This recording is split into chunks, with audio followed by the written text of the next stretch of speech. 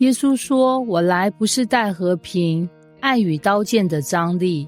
你有沒有過這樣的經驗？朋友相約一起吃飯，本來以為會很和樂，結果沒想到因為點餐意見不同，現場火藥味比麻辣火鍋還濃。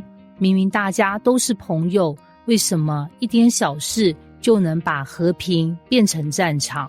再放大一點，世界上有諾貝爾和平獎，各國領袖也都會在公開場合喊和平至上，可是現實世界卻依然充滿衝突，家庭冷戰，職場明爭暗鬥，國際間刀光劍影。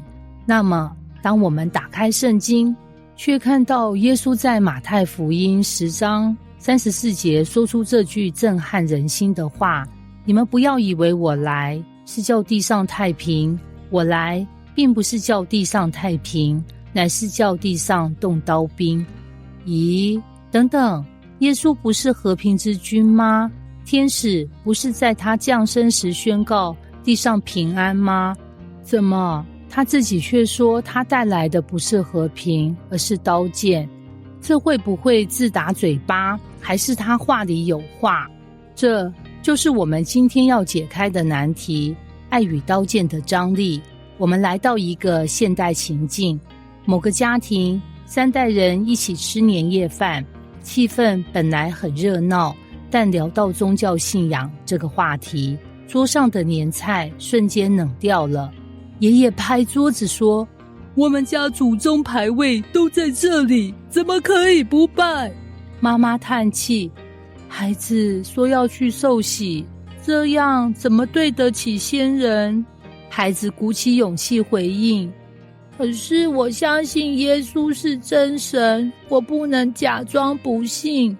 爸爸試圖打圓場：好了好了，吃飯要緊，不要吵。結果呢，整頓飯就像一場冷戰，愛沒有消失，但張力卻像繃緊的弦一樣，誰都不敢再碰。這其實就讓我們感受到耶穌所說的刀劍不是物理的武器，而是一種信仰立場帶來的分裂和衝突。經文解析耶穌的挑戰性話語：一、文本的張力。耶穌的話出現在他差派門徒出去傳道的脈絡裡，他警告他們，跟隨他的人會遇到逼迫，甚至最親密的家庭關係都可能因此決裂。這裡的刀劍不是指他要人拿刀砍人，而是用來比喻信仰的抉擇，會像利刃一樣切開人際之間的和諧。二、和平的矛盾。既然如此，耶穌難道不是和平的使者嗎？答案是，他帶來的是真正的和平，但這和平並非表面上的不要吵架。耶穌所帶來的和平是以真理為基礎的和好。若有人拒絕這真理，衝突就不可避免。換句話說，他的和平不是討好大家的和氣，而是先面對真理後的和好。三、刀劍的意義。刀劍象徵分界，真信與假信，順服與抵抗，跟隨與背離。耶穌不是鼓勵仇恨，而是提醒人，跟隨他需要付代價，甚至包括失去最親密的情感聯繫。和平的代價，你可能會想，那耶穌的話豈不是在製造矛盾？其實不然，想想看，醫生要開刀救人，必須先割開病灶，才能帶來真正的健康。裁縫要縫衣服，必須先用剪刀剪布，才可能做出合身的衣裳。真誠的關係，有時需要先經歷說真話帶來的爭執，才能換來深層的信任。同樣，耶穌的刀劍不是破壞的結局，而是走向真和平的過程。信仰的現場，刀劍在日常生活中的體現。一、職場裡的刀劍。一個基督徒員工面對上司要求造假數據，若他拒絕，可能被孤立，甚至失去工作。這就是刀劍。選擇真理會帶來衝突，但也顯出信仰的真實。2. 校園裡的刀劍，學生決定不參加某些迷信儀式，結果被同學取笑特立獨行，這種尷尬和排擠就是刀劍的痕跡。3. 家庭裡的刀劍，當一位信主的人選擇過不同於家族傳統的生活方式，必然引起張力。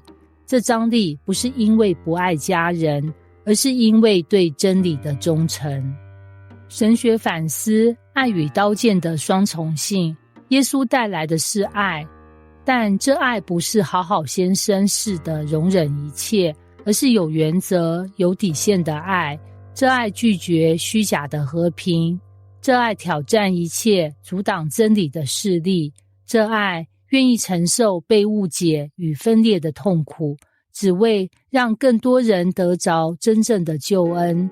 所以，當耶穌說他帶來刀劍，他其實在提醒跟隨他的人必須先做好衝突不可避免的心理準備。想象一下，假如明天你要在公司、學校或家庭中表明我是基督徒，而你知道這樣會帶來不理解甚至衝突，你還願意開口嗎？耶穌沒有承諾我們一條皆大歡喜的路，他反而清楚指出，跟隨他必然有刀劍，但他同時也應許，這條路雖然艱難，卻通往真正的自由與和平。就像一顆種子要破殼才能發芽，和平必須經過刀劍的考驗，才能更真、更深、更堅固。結語，耶穌的話不是自相矛盾，而是揭示了一個現實：真愛並非總是讓人舒服，真和平也不是沒有衝突。它所帶來的愛與刀劍，正好揭露了信仰最深層的張力。